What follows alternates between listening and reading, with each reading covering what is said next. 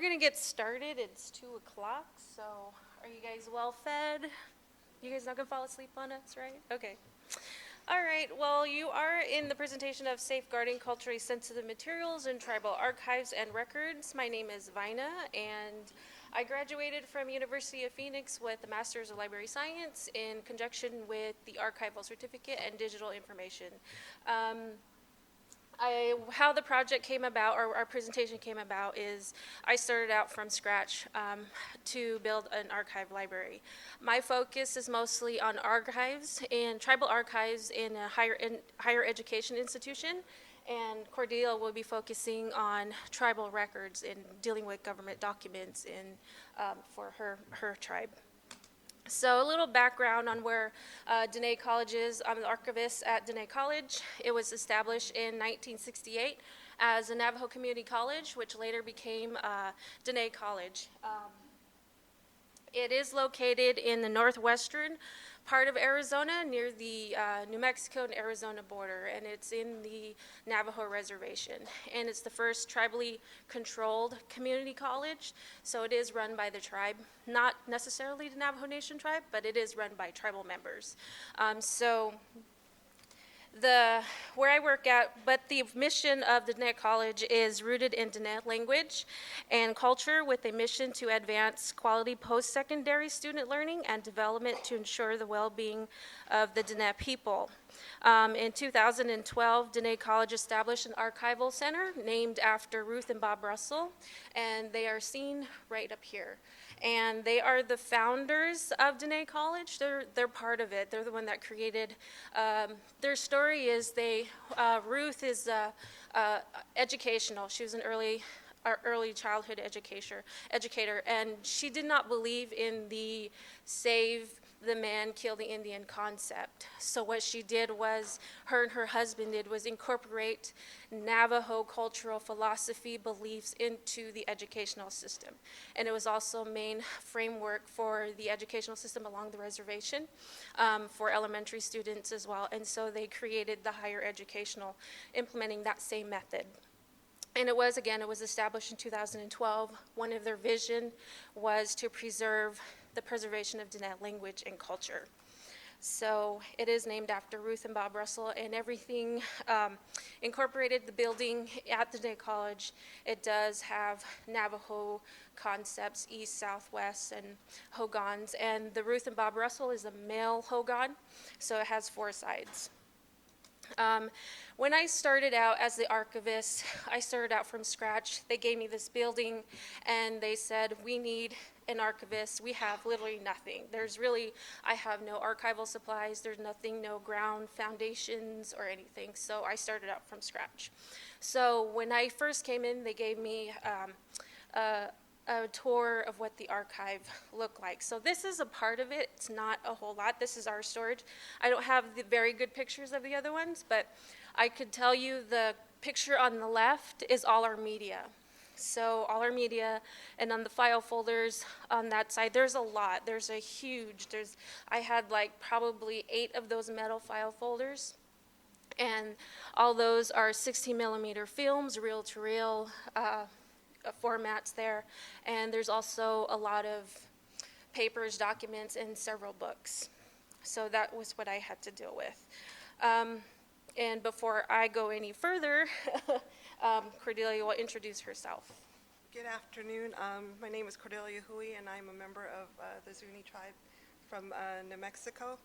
I have about 25 years of experience working in tribal libraries. The majority being, in libraries in general, but the majority being in a tribal library setting.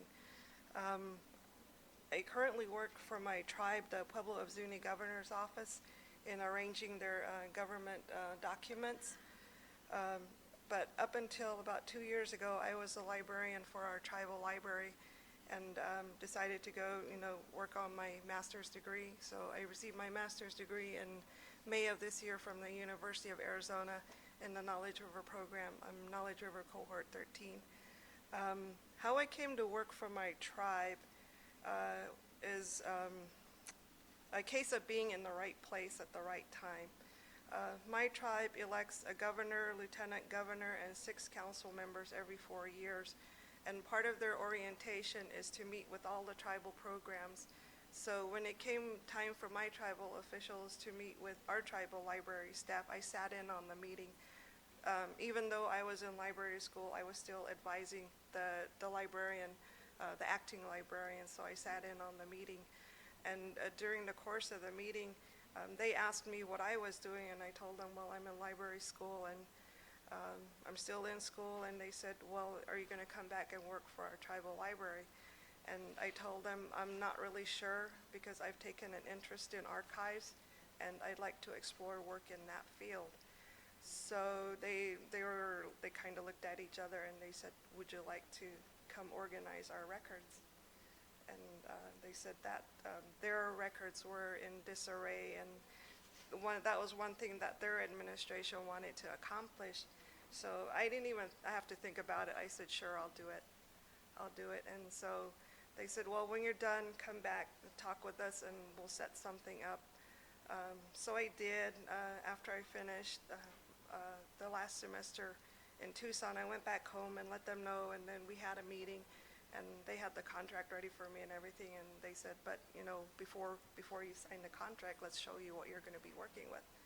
So I said, okay, and this is what they showed me. This room is about 11 feet wide by maybe about 20, 25 feet long, and I was like, I looked at, the first thing I said, I mean, I didn't catch myself, but I said, holy crap. That was the first thing out of my mouth. So, holy crap, what were you thinking? But that door on the other side, that's what leads into the tribal council chambers. So they showed me this room, and they showed me another, they said there's another room that we have, and that's the other room that they showed me. And they said there's another area, it's just like got 10 filing cabinets on each side of the wall, and they said there's more material in there. When I did my assessment of the first room, since our tribal government, tribal officials serve a term of 4 years, after I did my assessment, I found that there were 8 administrations represented just in that one room. I haven't even touched, well, I started this room. This is going to be turned into a reference library. So I started work on that, but I ran into a rodent problem, so I had to put that off. But that's where I'm at with my collection, and like I said, it's mostly government records, a lot of federal government stuff, a lot of legal documents. I had to sort criminal case files. They had 11 boxes of criminal case files that I had to sort through, and it surprises me what comes up in that collection. It's, you know, legal documents, sacred sites documents, reports. It runs the gamut. And I was telling, when I was still in library school, I was telling the rest of my cohort I found chocolates in there. 2 5-pound boxes of 8-year-old chocolates. And olive oil and tobacco and jewelry. There's all kinds of, it's been entertaining, to say the least. But I started in September of last year, so as of last month, I've been on the job for a year. And it took me about 6 months just to group everything together by administration, and that's just in that first storage room. And I was very fortunate to have had the guidance of Dr. Rose Diaz from the Indian Pueblo Cultural Center in Albuquerque. She is a librarian and senior research historian at the center's library and archive. And she's sitting back there, so I'm a bit nervous. And I'll mention her her and her involvement more later on in the presentation. But with the 8 administrations, I've only finished processing 1. I had 23 boxes of materials, and after all the processing, I ended up with 19. And I just finally got that done. It took me 5 months just to do that one administration, and now I'm working on second back administration. I've started doing those. But one thing that holds me back, of course, is I'm working by myself.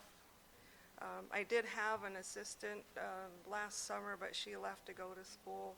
There's a collection of 250 maps that she helped me with. We set up a database, all the description, title, map maker, things of that sort. And she was the one who did all that stuff for me, so I was very grateful to her for her help. And there's more maps in this room, but like I said, I can't get to them because of the rodent problem. What another thing that holds me back is because the tribal officials think that, okay, she's, straightening out these records, and they're coming to me, can you get this? Do you know where this is? Can you find this?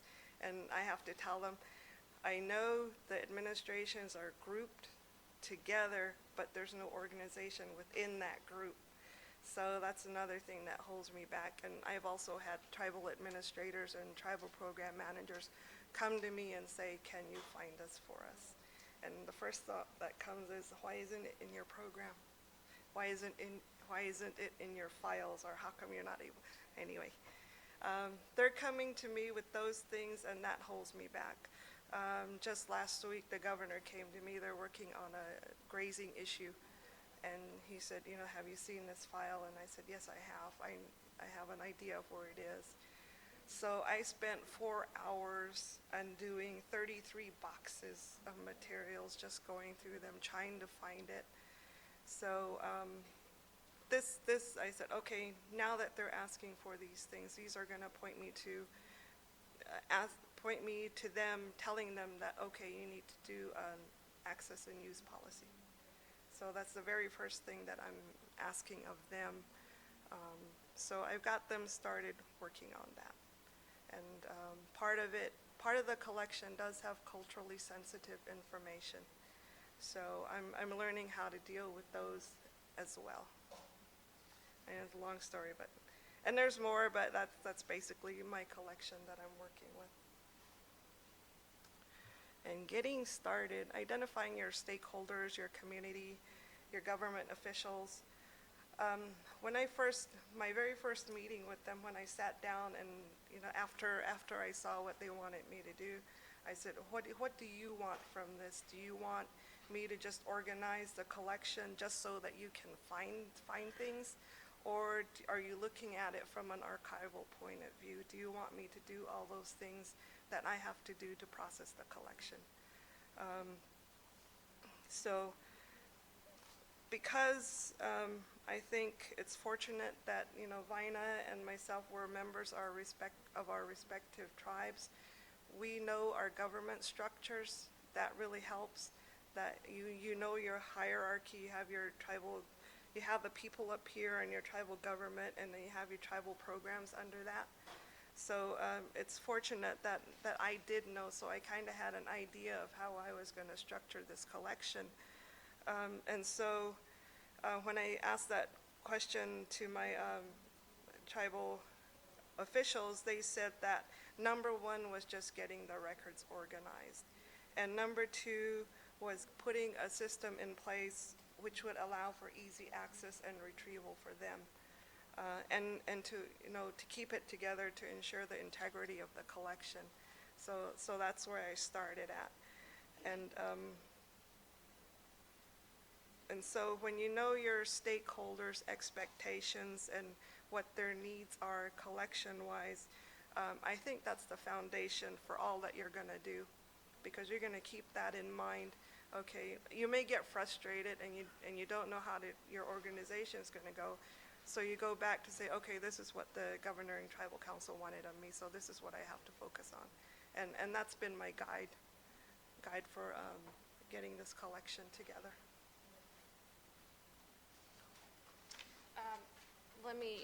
In my case, I was dealing with higher education. So for my stakeholders, I had to look at who am I serving? So much of my stakeholders were the Board of Regents, faculty, staff, students, and also because the Diné College is in the heart of reservation, and they use our institution as a place for library service as well. So those were also my stakeholders as well. So when I first started as an archivist there, I was their very first archivist, and so I made the assumption that they were familiar with an archive center and that they knew what an archive was. Well, as I was getting introduced to all the staff and they were introducing me as their archivist, they were like, what does an archivist do? What is an archive? So, and every person that I mostly met, a huge percent of them said they didn't know what archive was. So I asked them, what is your definition of an archive? What do you know about archives? And most of their response was, oh, it's a storage unit. I'm like, don't tell me that. So most of the time their response was, it's just a storage unit, we just put stuff in there. So I started to think, all right, I have to start to educate these people what archive is. What does it really mean? So knowing their expectation and perspective knowledge will also help you when you're starting out writing a collection management policy, because that's a huge component of your archive. So knowing that will get you a starting point of how to write out your collection management policy. And after you get their perspective and try to formulate some idea of where you want to go, the next step was the collection assessment inventory. Because I started out from scratch, the same way with Cordelia, this part of your collection is the heart of your archive, and it will be the heart of your policy. So what I did was, because I didn't know what I was dealing with, I didn't know what was in my collection. Is there an organization structure? Is there original order? Are they all together? What's actually in my collection? So what I did was I did a high-level inventory, which is going through every single box and going through what is in those materials. Do those labels match what's on the material? Is it exactly a Board of Regents notes? Is that what exactly is in those file folders? Does the film have the same label as on the reel? Do they match? And also keeping a record of what my inventory, I used an Excel spreadsheet in here. And what I did was, because I didn't have everything with me, I did an Excel spreadsheet to keep track of the things that I was inventory. So I created a shelving system temporarily, identified what was in this shelf. The first one's with the media collection. I title it, the subject, format, the production, whoever made it, the creator, the storage component. Is it in its original case? Is it cracked? I also described what was on the box, any notes, condition, notes, anything. For example, you see the very first one, it's the film, and it was in its original film reel container, but it didn't have any ventilation.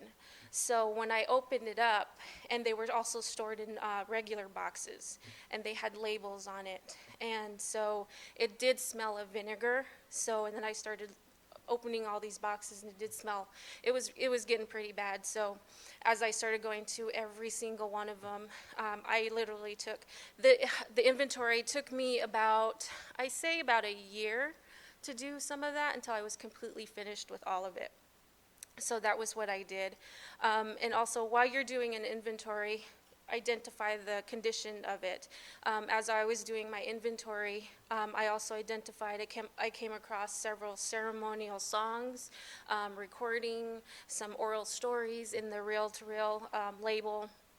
So I didn't have any equipment. I didn't have a 16 millimeter film projector. I didn't have a reel-to-reel tape player that I could use to view those. So those are things I have to identify while I was doing my inventory, and I kept notes along with each item. And as I was going through all the items, I started to realize that some of these materials were just unorganized. I came across some reproduction photographs. They were set on this shelf, and then further down, like 6 rows down, there was another one over there. Also, there was a lot of notes, culturally research materials like oral interviews. They were in this box, and then there was like maybe 6, 7 file cabinets that were over on there. So they were all unorganized. And as I went further into my inventory, I started to see that they did start collection. They start to build a finding aid. But what they did is I was looking through them. I was like, oh, this is already done. So I opened the box. How they organized it was not into series, and how they organized it was based on cataloging system. So they went by subject headings. So it wasn't actually in series. So my conclusion was, all right, I need to reorganize this to fit the finding aid. And then Cordelia will talk about examining the external factors. This is another step you have to do. Okay, after I did my assessment of the collection, it became a little clearer as to what types of materials were in the collection. So I had to start thinking about a system of management and drafting a finding aid. An important part of the management of the collection is how will access be handled, and how will use of the materials be determined. Who besides tribal officials will have access or will be allowed access? Tribal administrators, tribal program managers, other tribal employees, and how will the access be monitored? And what procedures or rules will be followed for using records, and can records be reproduced? A lot of the records in the collection are legal, client, attorney privileged information, and there are records that have to do with water rights, land issues, sacred sites, and tied to some of those records are reports. If they're dealing with a government entity and they're getting asked, well, why is this site important to you? So they have to, at times, they have to let them know that this is why this site is sacred to us. So some of the sacred information does go out, and I see it in those reports. So that's another issue, is like who will have access to those, or is access going to be totally restricted? In addition, like to the regular tribal records, and there's also financial records, a lot of the records to do with gaming, which I'm sure they don't want anybody else to see. So they're like I said, included with those regular administrative records are records with culturally sensitive information.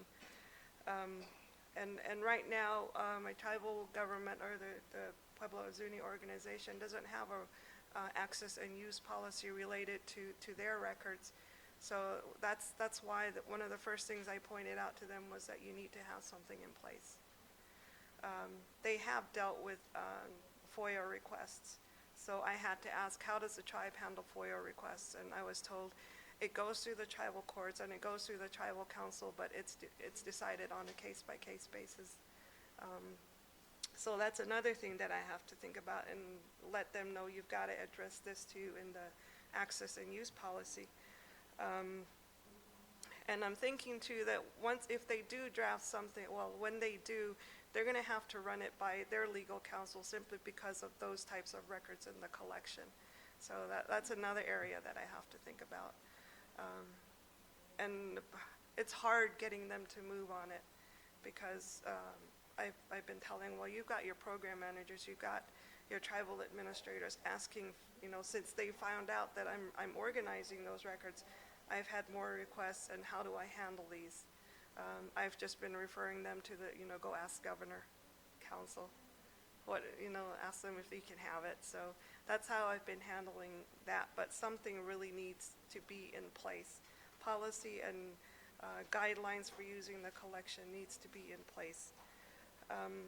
With tribal cultural restraints, again, since both Vina and I are members of our respective tribes, we're aware of any taboos, any cultural restrictions, any seasonal restrictions on information or ceremonies that may be in our collections.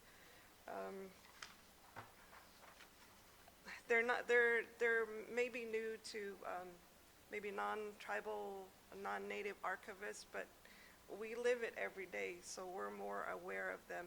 And when we come across information in our records that pertain to those things, we know what to do. There's sometimes I'll come across materials that have like, it was upsetting for me the first time I ran across something like this. It had to do with a religious object. It was a mask. And females, being a female, I'm not allowed to see those types of images or know what goes on with the men's society. So when I came across that, it was upsetting. So I was like, oh, I can't see it. I shut it, put it away. So I said, okay, how do I handle this when I come across more things like this? So, and I talked to one of the tribal councilmen, one of the male members of the council, and I said, is this what I think it is? So he took a look at it, and he said, yes, it is. And so I said, how do I handle these? Where do I put them? And so we worked it out where I have a special box that's just for that type of information. And if I do come across that, I'll hand it to one of the male council members, and they know where to put that information, and I have a sheet where they can log it in. So at least I know it's there.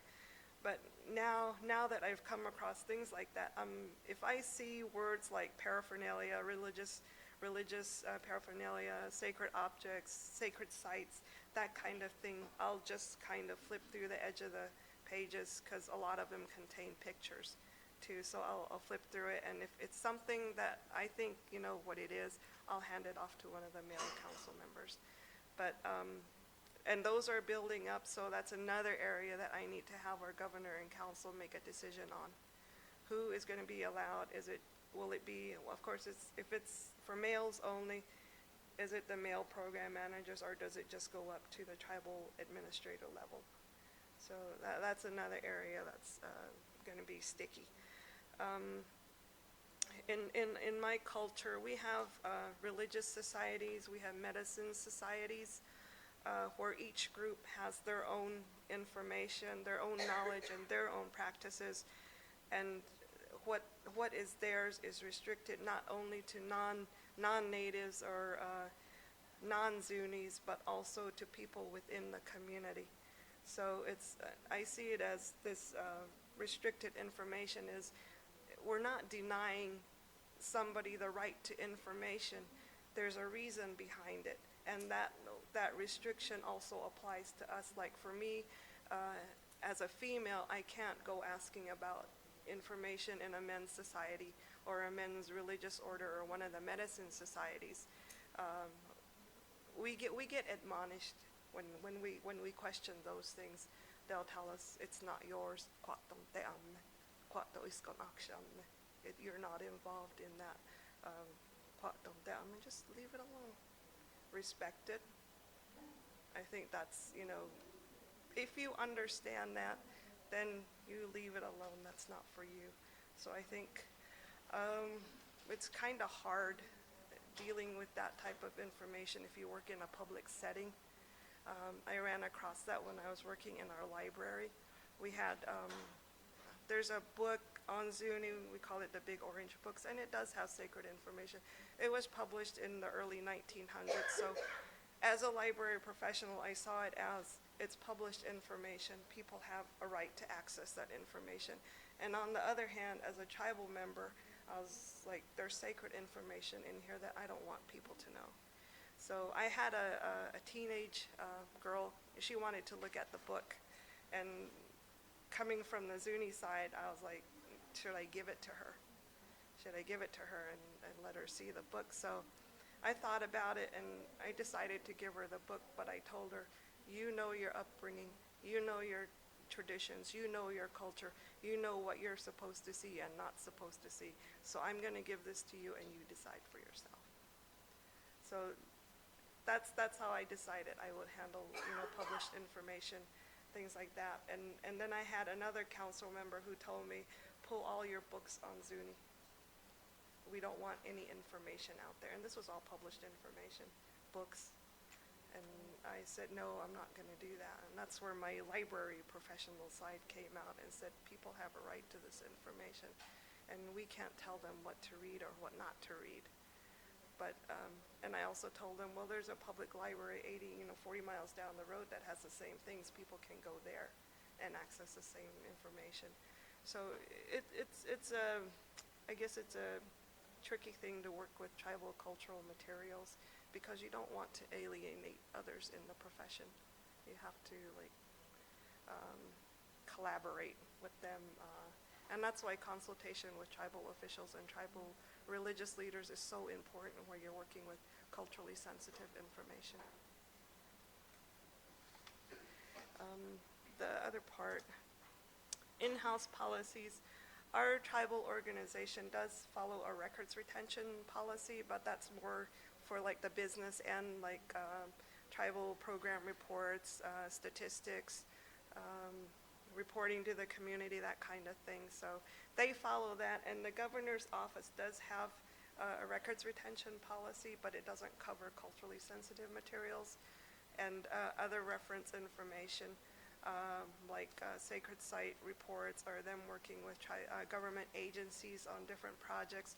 So that's where our library's coming in. It's going to be a reference library with those kinds of things in there, like technical reports or archaeological reports that our archaeological program. The tribe has a cultural resources program that does archaeological surveys, and they have a lot of reports.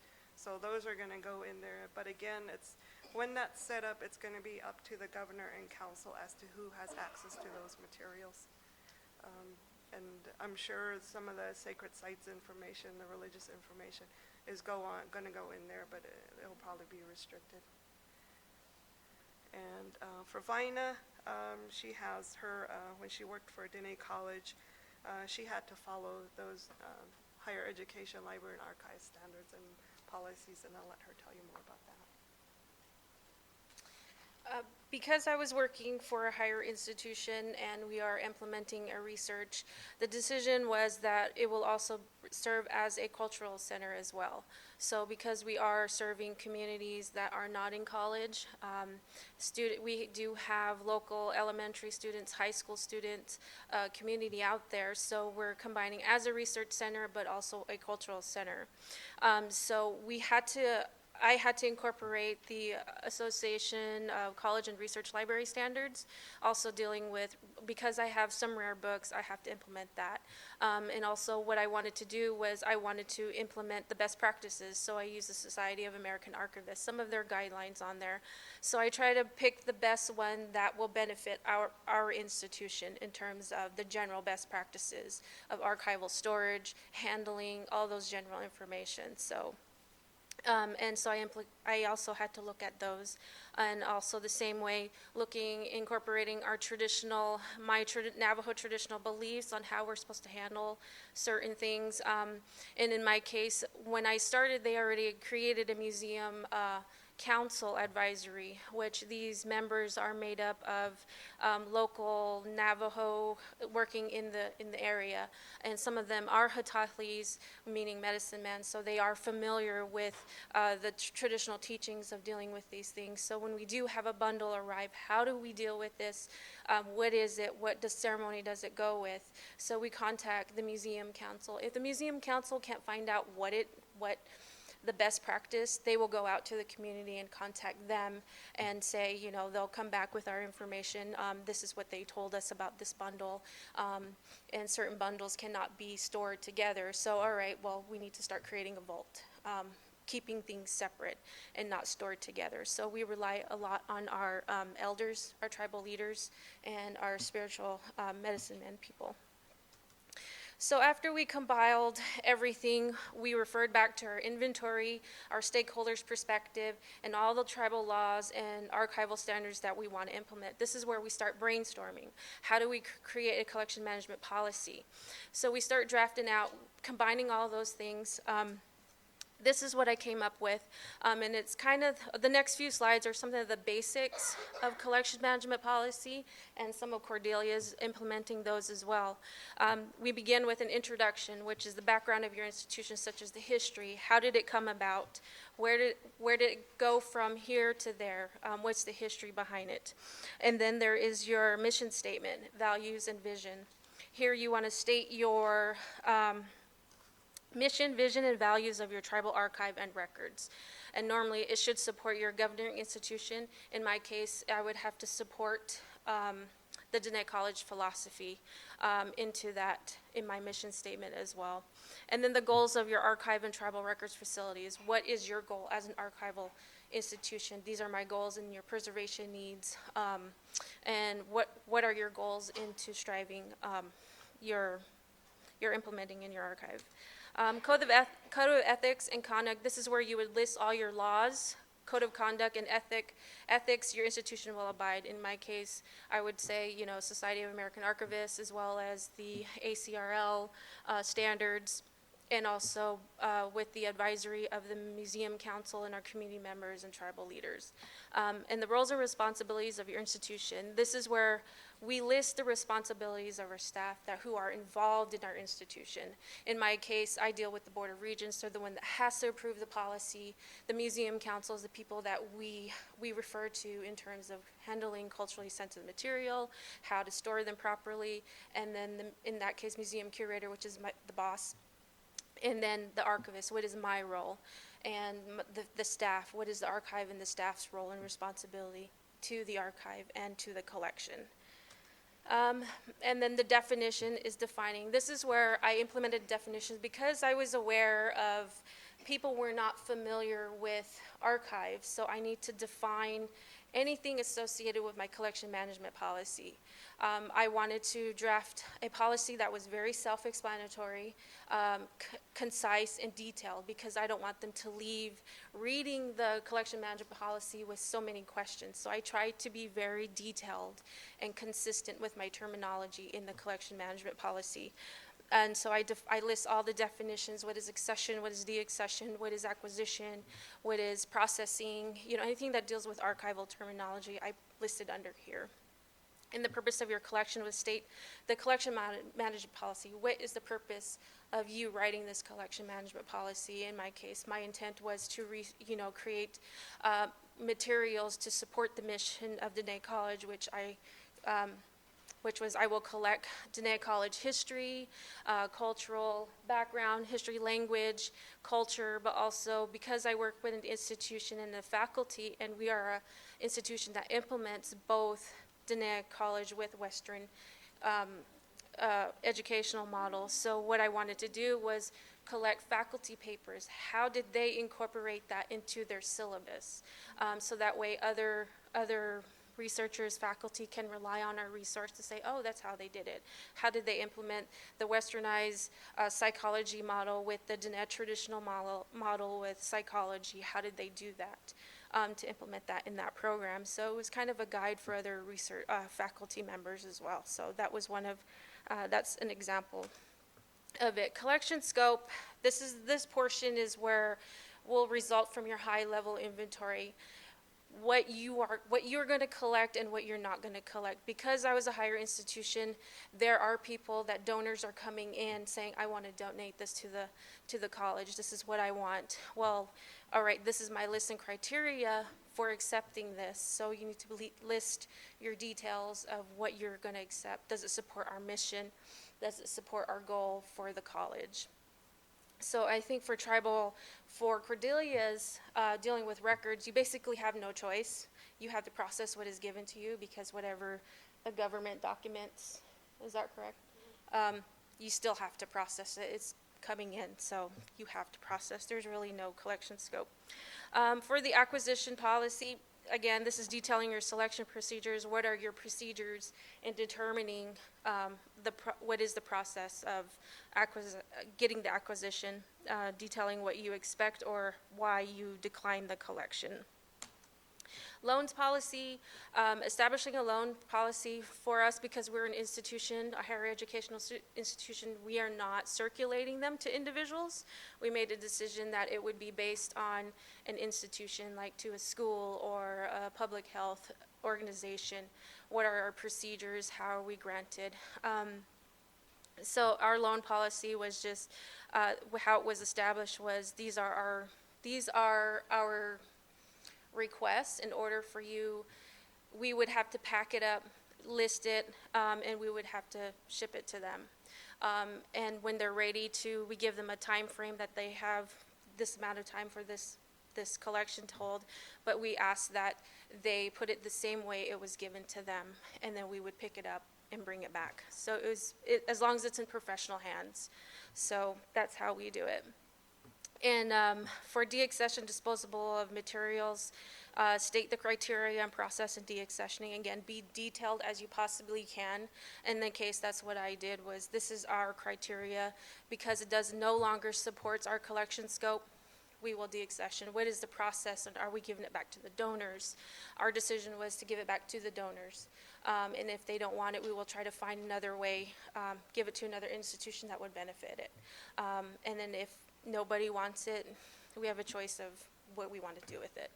And for records, they go through a record retention schedule in Cordelia sense. And then facility description, this is where I describe the storage facility that these materials will be stored in. The security and safety, we have cameras, only authorized personnel is allowed in the stacks.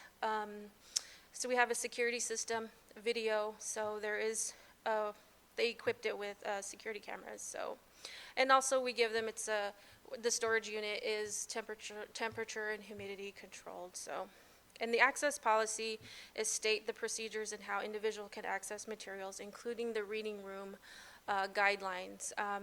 What I did was I wrote out, these are your guidelines, because I was the only one doing I was the only loan arranger in there. I'm doing everything, wearing multiple hats. So setting appointment is the only way you can access this. So because I haven't completely processed them, I did finish the inventory of my collection, and I started ordering. Once I ordered all the archival boxes, I removed the one that they were in. They were in regular, candy boxes, manufacturer boxes. So I took all those out, and the folders were badly damaged. So I rehoused those into archival boxes, getting them ready for processing, accession and processing. So that's where we left off. But since I am the only one there, most of the materials are unprocessed. I made the decision not to have access to unprocessed materials, just for accountability purposes and for me to keep track of what's going in and out. So I did have 2 people come up to me who do want access to it. They were using it for an event. So I had them contact me, make an appointment, so they usually abide by it. So, because my time is very short when it comes to when you're the loan arranger, you're doing multiple hats. You don't have time wasting 2 hours, if they're not going to show up. And so I make it a point that they have to be there. My time is very limited, so please don't abuse it. Cordelia will talk about, we wanted to bring up the protocols of Native American archival materials because we think that's very important. So, but Cordelia will address that. The protocols are a very good reference. If you're going to be working with Native American materials, they're more guidelines than they are standards. And as the slide says, they were designed to help more Native American, non-Native archivists and institutions that handle culturally sensitive materials. It's important, the guidelines state that it's important to build relationships of mutual respect, to consult with tribal leaders or tribal officials when you're working with culturally sensitive materials, because not all tribes, we don't have the same restrictions, we don't have the same taboos. Some of us have protocols for their collections, and some of us don't. Hopi does. Hopi has protocols that you have to follow if you're going to be doing research on them, or if you're going to be asking them for materials. I ran into this when I was doing a project for school. I was doing a bibliography for 2 tribes in the Southwest, the Apache and the Hopi. I got a hold of Hopi, and I went through like 3 people before I got to their preservation officer, and he sent me a 1-line email. It said, look at the protocols, and that was it. Nothing else. And when I got a hold of the Apache Cultural Center, and all I wanted was a bibliography. So I called the Apache Cultural Center, and the person there said, here, use this, this, this, and this. So it's different for each tribe, and you really do have to consult with them to see what what you'll be allowed to have. So consultation is very important. And that all points out to the intellectual property issues, copying and repatriation, research protocols, like I mentioned with the Hopi, reciprocal education and training. With my tribe, not only if somebody comes in and says, okay, we want this information, but we want your opinion on it, or we need your view on it, what do we do with it? You can go to tribal officials and they can consult, but sometimes the tribal officials themselves don't know what that cultural information is, since they're not a part of, if it's a society that's being addressed, or one of the men's groups, some of them don't know. So the tribal council themselves have to consult with religious leaders. So it's like a consultation within the tribe as well as with people outside of the tribe. So that's one thing to keep in mind, is that, okay, I'm going to go ask this tribal official and they don't know. So they have to consult with others. Okay, and basically when I read the protocols, I thought it was like, okay, this is open to interpretation. It's up to the person who's from the institution how they're going to use these things. Are they going to use this part? Are they going to use that part? So I see it as mainly up to the person, the archivist, the librarian, whoever, to decide for themselves how they're going to use those protocols. How they're going to use them to determine access and restrictions, and also for the care and handling of culturally sensitive materials. Because like I said, tribes are different. We have different protocols, we have different restrictions, things like that. Consult with your tribal officials and all your stakeholders, and that's the very first thing that I did, was ask my council, what do you want? What do you want out of this project? And that included talking with tribal administrators. I'm doing this. What do you want out of it? How do you want to work with the governor and council for access to these materials? So their input's very important. Well, for mine, since I was working with a tribal government organization. And of course, consult with your elders, the elders of the tribe, in addition to your spiritual leaders, the medicine men, the medicine societies. Some of our tribal council members, the last group that was in, they had a lot of, most of the council members were members of religious societies and medicine societies. So it was good in that you could go to them and they would know.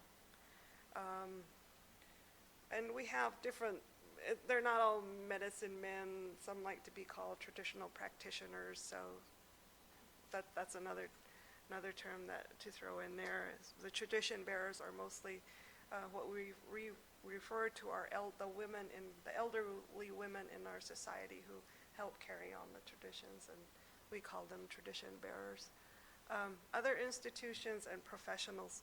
For me, this was very important, not just for consulting on culturally sensitive issues, information issues, but also for doing the archival work itself, and that's where Dr. Diaz came in. When I had gone to a workshop at the Cultural Center, it's an archival basics workshop, and that's where I met her, and I introduced myself, and I said, this is what I'm doing, and she goes, well, if you ever need help, give me a call. I'm willing to help you. And it wasn't long before I did, because I could not do it by myself. There were times when I just sat and looked at stuff, and then I said, I can't do this by myself. So I got a hold of her, and she started working with me, and it led to where what I was doing for my governor's office turned into an internship for course credit with my degree program. I called our program manager at Knowledge River and asked her, can I do this? There's a person willing to supervise me. So she said, just get your paperwork in. So I did, and it turned into a paid internship with my tribe. And then when the class ended, I was still under the guidance of Dr. Diaz, because the Cultural Center has a program, a grant that they're working under, where they're helping different Pueblo tribes with their archival projects. So Zuni, we're part of it, and so I'm considered a community intern under the Indian Pueblo Cultural Center, and I get a lot of help from her. And especially when I was just starting to sort materials, Dr. Diaz and 11 of her volunteers came to Zuni, and in one day, they emptied out that first storage room. That big room with all the piles, they emptied it out. We had the conference room reserved. They took everything in there, and her and her volunteers grouped everything by administration, like 2011 to 2014, back 4 years of administration. So I was very thankful for that, because it would have taken me months just to do that. And I probably wouldn't be at the point that I am with my collection. So it's also important to consult with other professionals in the field. They're always willing to help, even us that we're just starting. I've been, like I said, I've been a year on the job, but if somebody needs my help, if they're just starting from scratch, like I did, at least I know where to start, and I'll help. So it's important not just to consult with your tribal officials, your tribal religious people, but also with other professionals in the field, whether it be archives or libraries. And the tribal official perspective. Time in class, the time I spent in the program, we always heard from other archivists or other professionals about the protocols and how to handle culturally sensitive information, but we never heard from tribal officials. How do tribal officials want these types of information handled? So I thought it would be interesting to ask my tribal councilwoman, Audrey Simplicio. She's also my supervisor for my project, so I put the question to her. I gave her a copy of the protocols, and I just gave her 2 questions. How does a tribe want to handle culturally sensitive information? And what do you feel would be the most important thing to stress in any guidelines or policies that you develop? And this was her answer, and it's basically important for them to make sure that they find information that they need. The government history wasn't being kept or organized, and for the culturally sensitive information, they also agreed that you have to be, the government and religious leaders have to be involved in the process, and to create trust among the collaboration. Again, she said at the end that tribal leadership must have direct participation in the entire process. And I also asked the same question of one of our medicine society leaders. He was a tribal councilman for about 16 years, and he was involved in a lot of NAGPRA issues, and he served on the ACHP, was it American Council on Historic Preservation? He was chairman for that. So I asked him this same question, and he agreed that consultation is very important, and also to understand that sometimes tribal leaders aren't knowledgeable themselves about the traditions and practices that they're asked about. So consultation within the tribe is also important. And the tribe does have a cultural advisory group, Zuni Cultural Resources Advisory Team, who works with government agencies. Like they do a lot of things with the Grand Canyon, like the development in the Grand Canyon. The government refers to that group. Can you go and see what's going on and report back to us? So there is a formal involvement with other issues, but not with records. Okay. For the culture, when it comes to collection management policy, you want to draft out a collection-sensitive materials policy. In my case, what I did, when I did my inventory, I found out at least 40% of my collection is culturally sensitive. So I didn't want to combine this portion with the regular one that you saw before with all the general information, because it will get overlooked. When we hand out our policy and tell them, look at our policy, it can get it can get hidden, or people can overlook it. So what I wanted to do was, in my collection management policy, I wanted to make a section just for culturally sensitive materials. And the same thing applies, definition. This is where, because when it comes to culturally sensitive material, it's a collaboration effort, it's a community effort. It's not just because I'm the archivist, this is my say. You need everyone. Again, it's because it's building trust. And you also want support from your tribe to see what you're doing, and to also encourage that, partnership as well. So in this definition is define what culturally sensitive means, work together and define that. What I define it may be different from Cordelia or somebody else in the audience. So you need to be very specific, work together and define that one definition, because it can get interchangeable. Some people use traditional knowledge as a culturally sensitive, or it could mean a different thing, and put that in there. Culturally sensitive means all the sacred traditional ceremonies, songs, sacred sites. You decide as an organization, what does it mean, and define it in your policy. Be specific and consistent with your terminology. Don't use culturally sensitive and say sensitive, be consistent, so that way you won't allow your readers to be confused. Acquisition, this is where you would work together with your tribal leaders, your traditional practitioners or medicine man, and define how do they identify what culturally sensitive is. So if somebody comes in and hands me a bunch of these stuff, a sand painting, it could be a printout. It could be just a regular commercialized sand painting, but then along the mix, oh wait, there is a sand painting that is a duplicate of a ceremony that is actually performed in the Navajo ceremony. I want to make sure that that commercialized is not the same thing. So I want to go to my consultant and tell them what are the process and the procedures in determining how do you identify, how do you flag this material as culturally sensitive, what are the procedures, and also work with them and then combine together to find a procedure. And then the care of management. Most of the collection sensitive portion will be your standard. The standards for the culturally sensitive, the procedures and all that will be based off of the tribe's traditional philosophy, practices, and the way they handle it. So what will work for me may not work for Zuni tribe. So it's important to, when you're dealing with culturally sensitive material, if you are a non-tribal member, is to do what I like to say is a cultural survey. Identify what tribe this comes from, consult with the tribe, ask them what this is, because what may be a stick to you may be a prayer stick to us. So talk to the tribal members, get where does it come from, what ceremony is, what tribe it is, what are their taboos. So, basically try to become us in some way or whatever, So do a cultural survey, really identify what tribe it comes from, and that will lead your way in how to handle culturally sensitive material. Access. Because I work for a higher educational institution, I have a lot of faculty that are non-tribal members, and the decision was that most of these cultural sensitive materials only going to be accessed to tribal members. But since I am dealing with faculty who are non-tribal members, I got to figure out another procedure to help them so they can access to this culturally sensitive, because they do need it to create their syllabus and their framework for their course.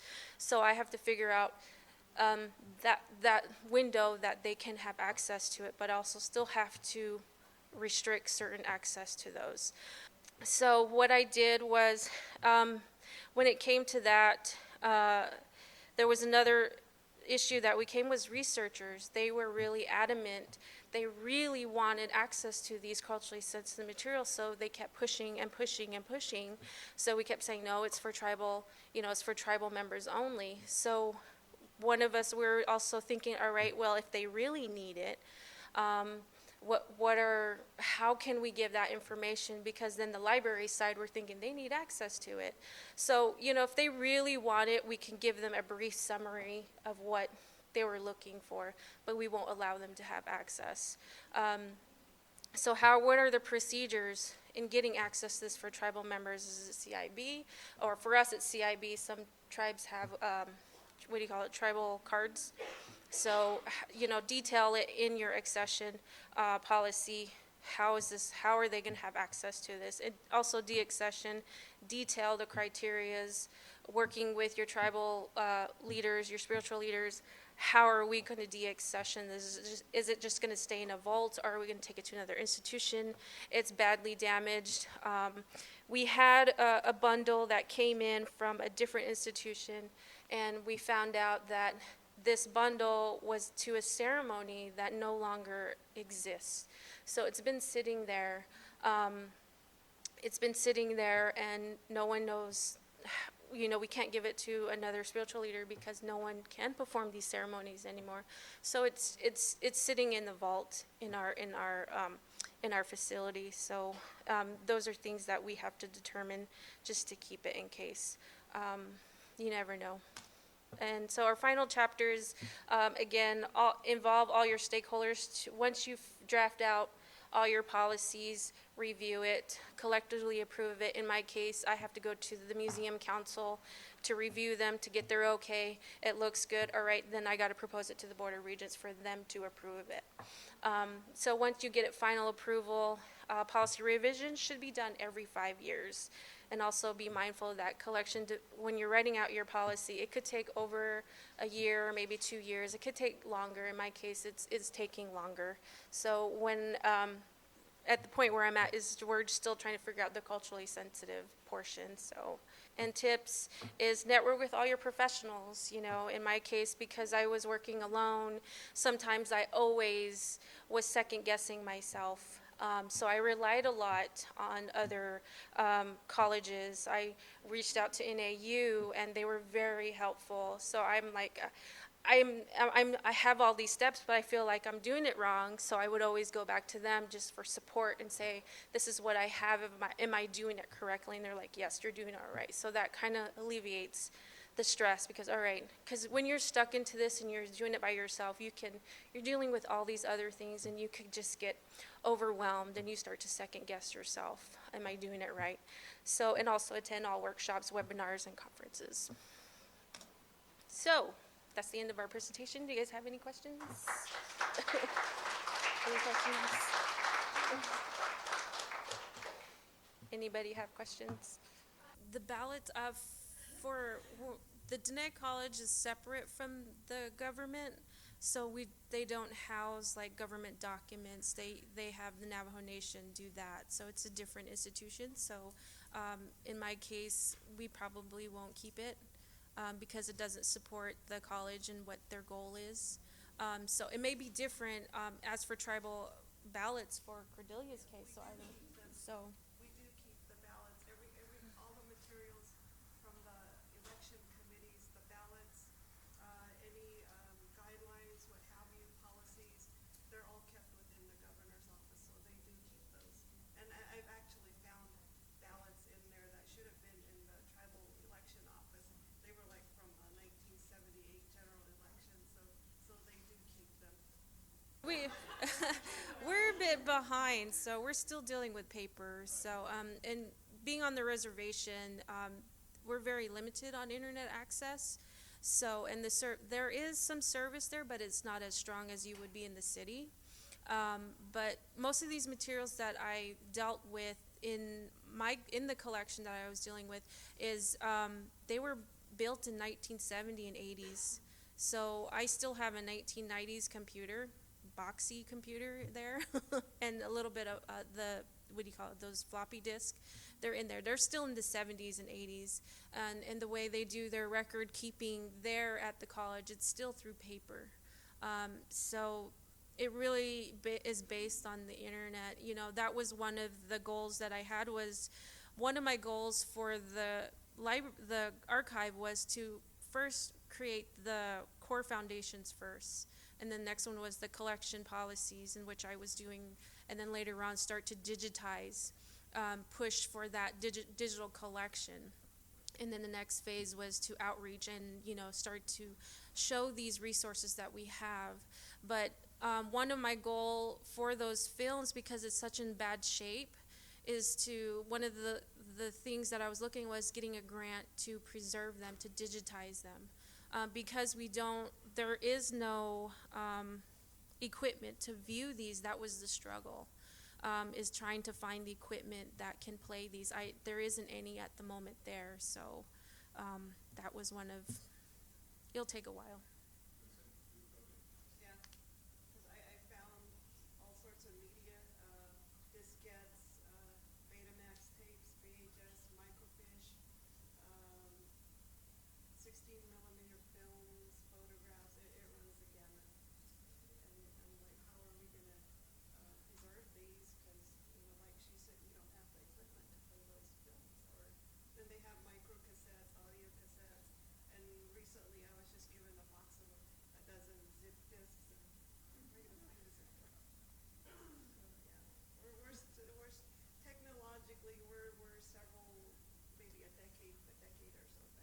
We're still on Indian time. Any other question? Yes. Yeah, just you can email us, and I can send you a copy of our presentation. So yeah, just email us, say on the subject, ATALM presentation slides or something. So yeah, all right. Okay, yeah, the protocols are just like a general. They're not very specific. Like a tribe specific. My best recommendation is talk to the tribe that you're working with, because as I mentioned, most of these standards are just based on the culture, the heritage. You know, we do have certain things with language. In my culture, we do have certain things with language. We do have everything is intertwined. So it's kind of hard to just say, hey, with this, where you categorize things, this is how you handle it. This is how you do things. In the Westernized, they like to categorize things, but in Native American society, everything is intertwined, and it's hard to separate that. So my suggestion would just be contact the tribe, or the actual community.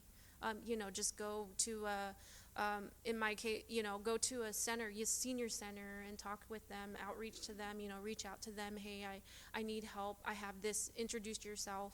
I have this. I want to get to know the proper way of handling these things. Can we work together to draft out some sort of policy or standard that meets your needs for the community? Does that make sense? I hope I answered it. Mm-hmm. So are you dealing with like maybe 5 tribes? Is that what you're saying? Many more? Okay. My suggestion, it would be an individual thing, because like I said, how we handle things is different, like the taboos. If you have a collection that's Zuni or a Navajo stuff combined together, what may look like a general, oh, it's Native American, and I'm just going to set it here, you could offend people on how to properly. So you would have to kind of like, all right, this is Navajo. I'm going to try to work with, I'm going to try to figure out how to care for it in a Navajo sense and how to care for it in a Zuni sense. What you could do is you could probably draft out something that may be general, but if it's specific, state it in your policy. We do have culturally sensitive material that are ranging from different tribes, but you could write in your policy, if you want to know the correct, proper way of handling certain tribes, talk to an archivist, and we'll be in detail more. And that's probably the best solution I could probably think of right now. So, yeah.